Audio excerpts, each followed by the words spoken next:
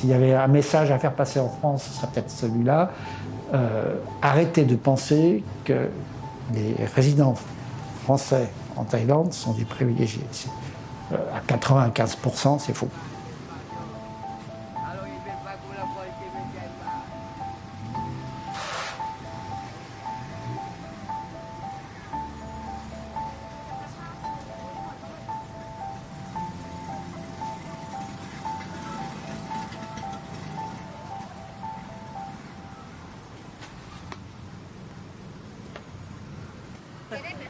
« 15 838 inscrits au registre consulaire en octobre 2025, la croissance est de 4% en un an. Sur ces 15 000, la moitié vivent à Bangkok. Dans un immeuble résidentiel du nord de la ville, un Français connaît cette communauté mieux que personne. Claude Bauchet, élu sous l'étiquette Français du Monde, m'a ouvert ses portes. Je crois qu'il faut vraiment distinguer deux grandes catégories de Français qui vivent en Thaïlande. Les retraités, qui sont pratiquement la moitié, hein, un bon 40% des Français résidant en Thaïlande officiellement. Phuket, Samui, Pattaya, c'est là où on retrouve les plus fortes communautés. Koh Samui a progressé de 11% en un an. Phuket, Pattaya, Chiang Mai suivent. Mais c'est la région de l'Isan au nord-est qui inquiète les associations. L'AFBT vient d'y signer une convention d'aide aux Français isolés.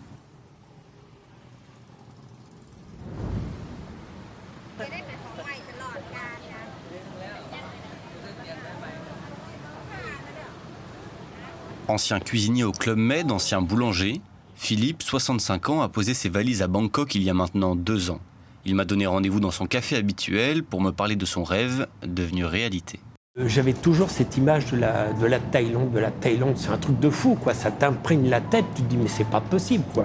Je suis arrivé à Phuket et là j'ai vu la Thaïlande, je dis waouh. J'ai trouvé qu'il y avait quelque chose quand même, il y avait quelque chose, tu vois. Pourtant j'avais fait des villages et j'avais été dans d'autres pays avant.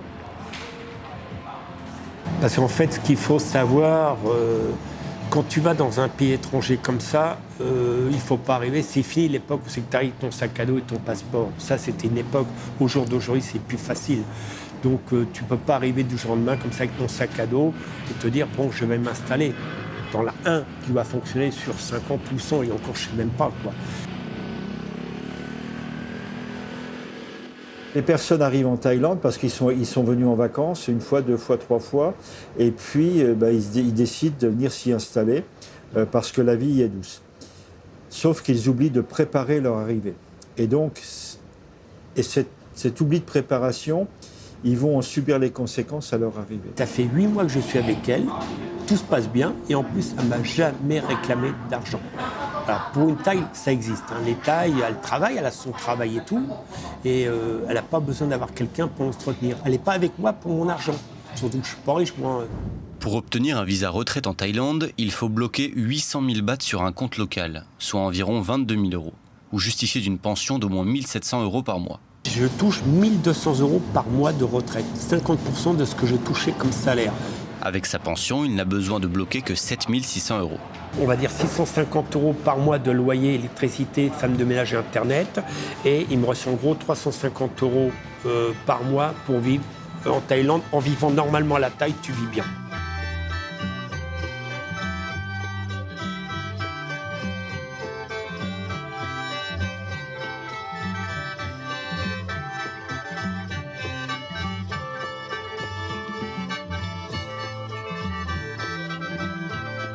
Je suis heureux d'être en Thaïlande.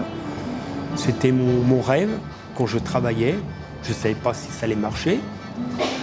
Dans 2 semaines, ça fait donc 2 ans que je suis en Thaïlande. Pour l'instant, je n'ai pas du tout l'intention de partir d'ici.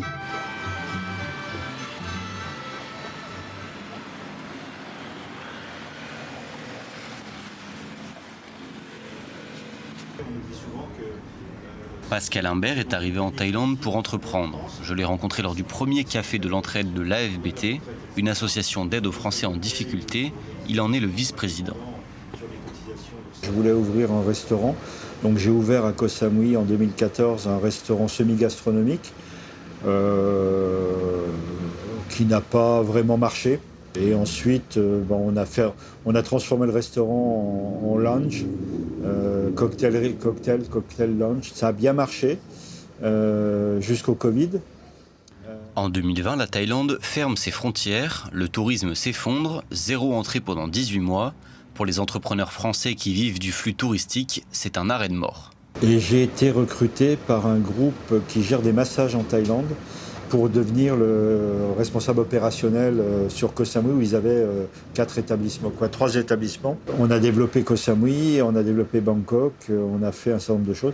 Et je suis arrivé pour prendre un poste de direction générale du groupe à Bangkok, là en février 2025. De Koh Samui à Bangkok, un parcours qui ressemble à celui de beaucoup d'entrepreneurs français en Thaïlande. C'est un pays moderne, la Thaïlande. Hein. C'est pas un pays pauvre, c'est pas un pays en voie de développement. C'est un pays moderne où les gens sont formés, les Thaïlandais ont des compétences et ils savent faire les mêmes métiers que nous. Aujourd'hui, la Thaïlande est la 2e économie d'Asie du Sud-Est. 330 entreprises françaises y sont installées, selon la Chambre de commerce franco-thaïlandaise. Vous ajoutez là-dessus qu'il y a des métiers réservés. Que nous, étrangers, ne pouvons pas faire. Il y a un système de santé et de protection sociale qui n'est pas le même qu'en Europe.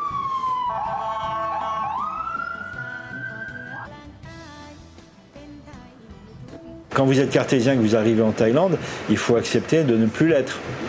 Donc ça révèle nettement votre nature, mais c'est aussi intéressant parce que ça vous conduit à travailler sur vous-même et à essayer de prendre du recul par rapport aux événements et par rapport à ce que vous vivez dans la rue.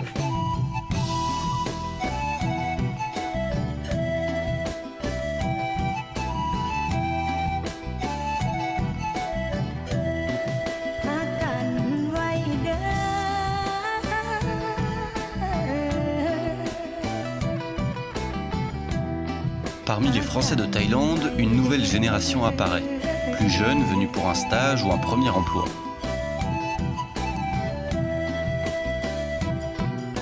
Je m'appelle Mélanie Soum, j'ai 24 ans et je suis arrivée à Bangkok. La première fois, c'était en tant que touriste. Je suis venue 2-3 fois en touriste. Après, je suis venue pour un échange universitaire. Et là, maintenant, je suis arrivée, du coup, il y a plus d'1 an et demi pour le travail cette fois-ci, pour un stage. Et après, j'ai été embauchée. Étant asiatique en France, j'ai subi beaucoup de racisme. Et ici, c'est pas du tout le cas. Donc, même au niveau sécurité, ici, on n'a pas trop à s'en faire. Oh, je laisse mes affaires derrière moi. Ou même, j'ai déjà perdu de l'argent, on me l'a rendu. Enfin, je veux dire, même en tant que femme, c'est beaucoup plus sécurisant pour nous de vivre ici qu'en France. Et est-ce que tu as une assurance santé ou pas ? Non, je sais que j'ai une carte d'assurance maladie Thaï, mais j'avoue que je sais pas plus que ça. Non, c'est vrai, il faudrait peut-être que je me renseigne. Mais je sais que je peux aller à 2-3 hôpitaux autour de chez moi avec cette carte-là.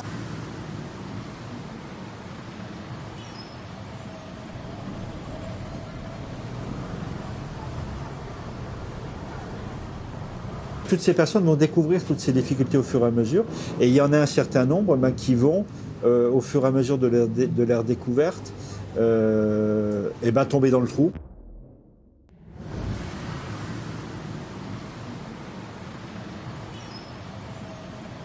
Je pense que les gens s'imaginent que vivre ici, c'est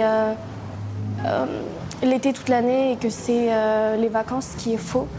Je fais du 40 heures par semaine, même plus. Je culpabilise aussi beaucoup parce que je me dis que ma famille ici n'est pas avec moi. Donc ça n'a pas trop de sens d'avoir tout ça si t'es pas accompagné. Et en étant seule, c'est très bien pour ta propre carrière, mais après tu peux un peu penser à tes parents et te dire qu'eux n'ont pas eu la chance de voyager.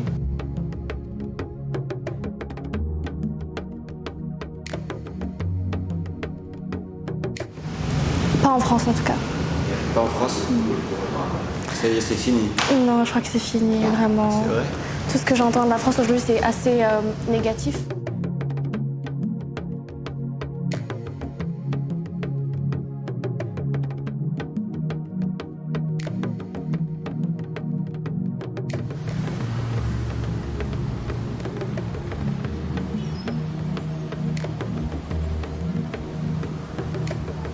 Un certain nombre se sont fait quand même bien gruger par leur compagne, quelquefois le compagnon, mais c'est plus la compagne. J'ai pas de proportion, mais honnêtement, c'est souvent pas loin d'un sur deux. L'AFBT, l'Association française de bienfaisance en Thaïlande, accompagne les Français en grande difficulté depuis 2008. En avril 2026, elle signe sa 2e convention en 6 mois, cette fois avec Phuket. La première avec Lisan remontée à octobre. Le réseau s'étend parce que la précarité s'étend. Le papa s'était enfui avec l'argent de la famille en laissant la maman et les 3 enfants dans un appartement à Bangkok. Donc à ce moment-là, malgré le fait que cette personne avait un visa touristique, à la demande du consulat, nous sommes intervenus et nous avons rapatrié la famille en France. L'AFBT intervient en complément du consulat, là où les services officiels ne peuvent pas toujours être présents. Imagine, tu sors, tu trébuches du trottoir, tu tombes, tu te casses une jambe, c'est idiot, c'est banal, c'est un os cassé, c'est pas grave. On t'opère, on va te demander 20 000 € l'opération, si tu les as pas, tu fais comment ? 40 000 Français vivent en Thaïlande, le registre consulaire en recense 16 000. Retraités, entrepreneurs, jeunes actifs, 3 générations, 3 raisons de partir. Certains ont tout quitté pour une retraite au soleil, d'autres pour entreprendre, repartir de zéro. Pour tous, un même choix de vie. Ceux qui choisissent de vivre en Thaïlande, en particulier dans les plus âgés, dans les retraités, c'est souvent un choix de vie pour leur fin de vie.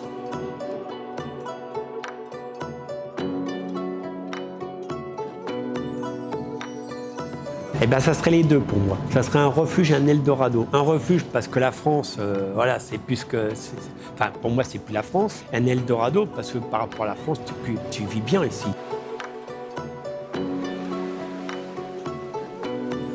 C'est un peu les deux. Ça peut les rendre heureux, ça peut les rendre malheureux. Mais ça les révèle aussi. Où dans 5 ans ?